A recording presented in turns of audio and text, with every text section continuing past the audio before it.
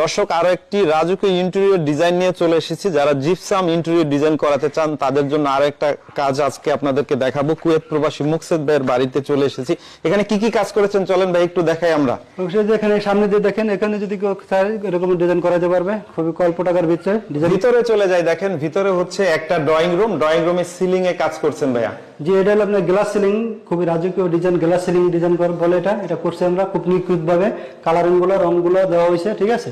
এগুলো যদি কেউ করা যাচ্ছে মাত্র 350 টাকা ডিজাইন করে দিতে পারবে।